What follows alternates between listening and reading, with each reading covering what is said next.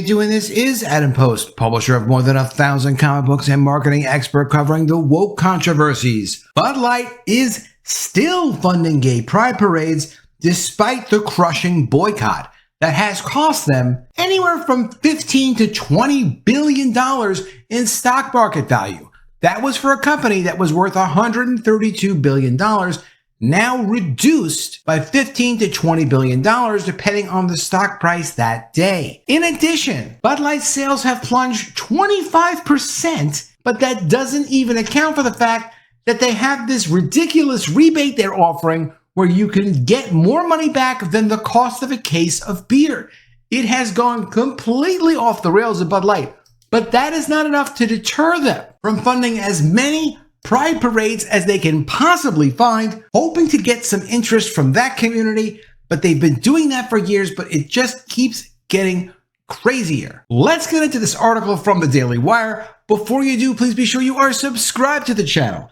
Click the bell for notifications and give me a thumbs up. I really appreciate you guys. Channel is going great, all thanks to you. Bud Light to sponsor pride parades despite the ongoing boycott. Bud Light and its parent company, Anheuser-Busch, are sponsoring at least 3 different upcoming pride events despite backlash over the partnership with Dylan Mulvaney, a social media influencer who identifies as transgender. Bud Light is listed as a sponsor on the Cincinnati Pride Parade website. Planned Parenthood and the Cincinnati Children's Hospital, which medically transitions minors, are also both listed. Meanwhile, in St. Louis, Missouri, where Anheuser-Busch is headquartered, the company is listed as the presenting sponsor of the St. Louis Pride Parade. A sponsorship packet explains that there are only 4 presenting sponsors slots available. The Rainbow sponsorship tier, located below the presenting sponsor tier, so it was actually cheaper, requires entities to pay $25,000.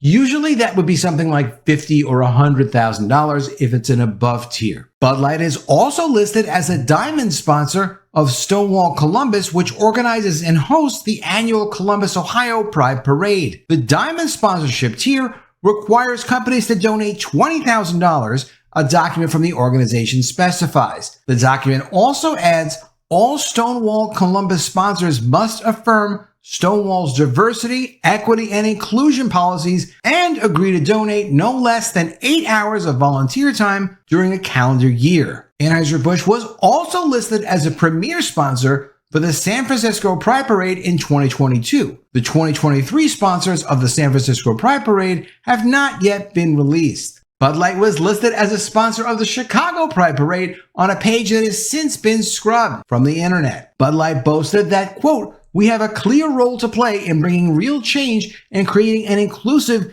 and equitable world where we cherish and celebrate one another." This is as Bud Light distributors, and these are independent distributors, and now there's some 500 of them. Some of them focus more on Bud Light than others, but it's a big part of their business, whoever they are. They are getting absolutely hammered, according to ABC News, losing a lot of money, but it's not just that they're losing a lot of money. Truck drivers delivering Bud Light have received the middle finger from passerbys. Distributors have faced intentional collisions from shopping carts. So you've got people pushing shopping carts at supermarkets into these delivery guys, but you can imagine how stressful their job must be right now as they're dropping off beer. Vendors are also enduring homophobic jokes, calling them, quote, "gay beer salesmen." Well, I mean, in a way, they're gay beer salesmen. Not that there's anything wrong with that, but that's what Bud Light has become, according to top officials at several beer distribution companies. So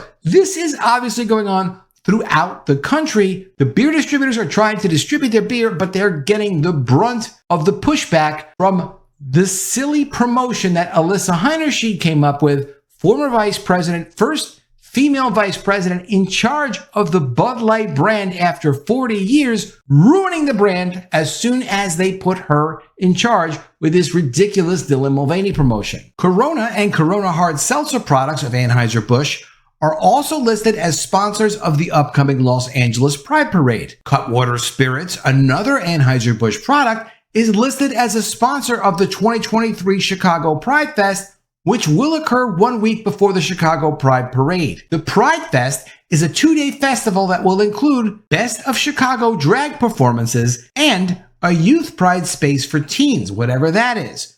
Children as young as 12 will be allowed to attend the Youth Pride Space. Anson Fredericks, the former president of sales and distribution for Anheuser-Busch, offered his prediction for the company's future in an interview with the Daily Wire, saying that he expects a long, hot, dry summer for Anheuser-Busch. And these distributors are really getting killed. These are independent distributors, most of them family-owned, that have been selling and delivering Bud Light to stores, bars, and restaurants and supermarkets for years. Bud Light's recorded declining sales for 6 consecutive weeks, one week after another, and it gets worse and worse as time goes on, after a product endorsement, of course, from Dylan Mulvaney. The losses have strained Anheuser-Busch's distributors, who draw a significant portion of their revenue and income from selling Bud Light, or at least they used to, not anymore, the company's top-selling beer. And Anson Fredericks, again, an executive who left Anheuser-Busch InBev, told ABC News,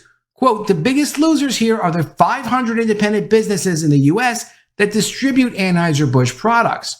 Those are the people that are really hurting. And it's all the fault of Alyssa Heinerscheid and the company, who wasn't watching what they were doing and decided they didn't need to respect their customers who've had it with all of this woke stuff." Bud Light's boycott could cost Anheuser-Busch 26% of their profits for the year. That is the parent company. That's the whole entity. Now, interestingly, JP Morgan is saying, well, look, even though there's a subset of American consumers who will not drink a Bud Light for the foreseeable future, that's like the next several years, they've lost a lot of people. I mean, a high percentage of the potential customers. Anheuser-Busch InBev's U.S. profits may tumble. Of course they're going to tumble, because in any business, you make your best profit margins from having volume, generally speaking. When you cut the volume down, and then you're stuck doing these ridiculous rebate programs where you have to pay people more money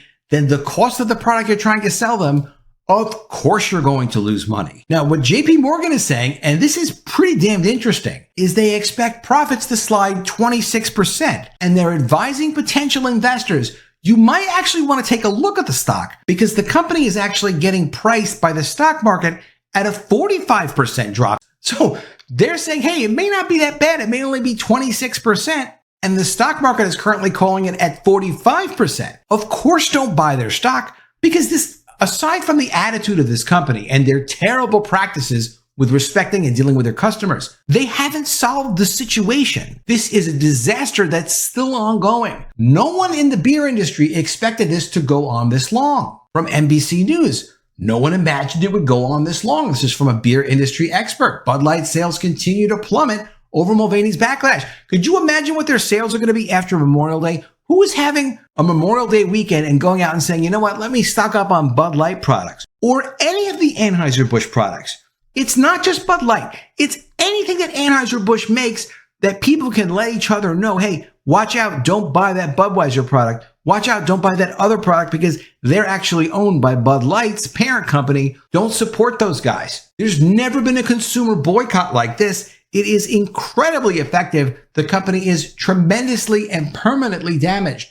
And another interesting thing about this company, I haven't heard anyone else talking about this, their net debt is $69.7 billion.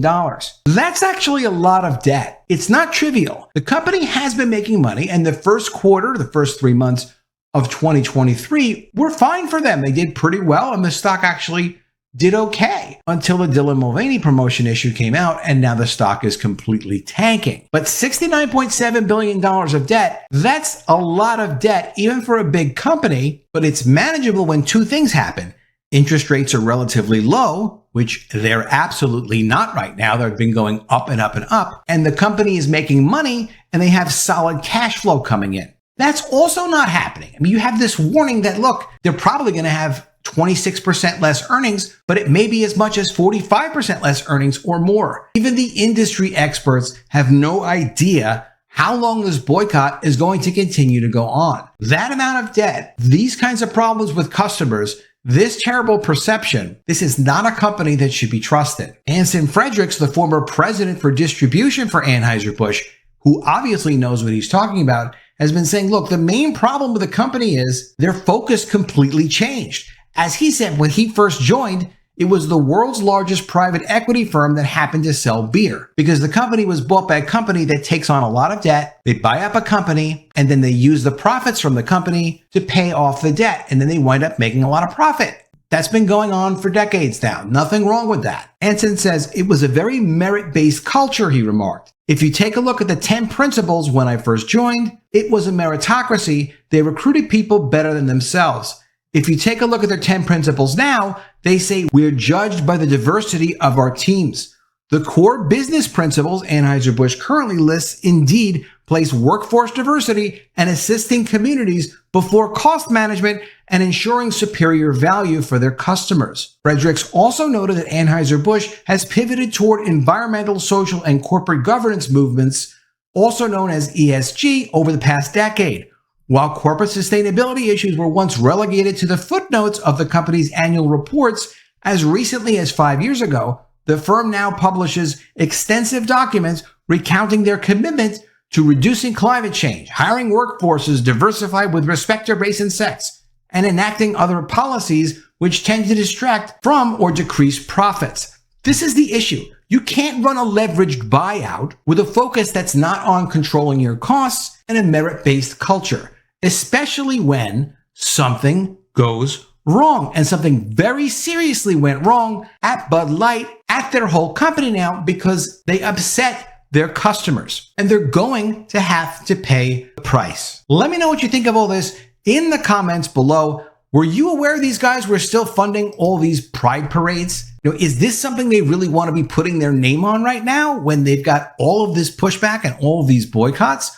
Also, did you know Bud Light salesmen are being called gay beer salesmen in the streets? Let me know if you know anything about that. It doesn't sound like it makes their jobs any easier. And also, were you aware they had $69 billion in debt that they're trying to manage? That's a lot of debt for them to manage. It's not necessarily easy, even in the best of times, because there are ups and downs as business moves along. Let me know what you think in the comments below. Always love to see your comments. Really appreciate your ideas. Please also be sure you are subscribed to the channel. Click the bell for notifications. Give me a thumbs up, and I will see you again soon with another video. And if I don't see you, I will miss you.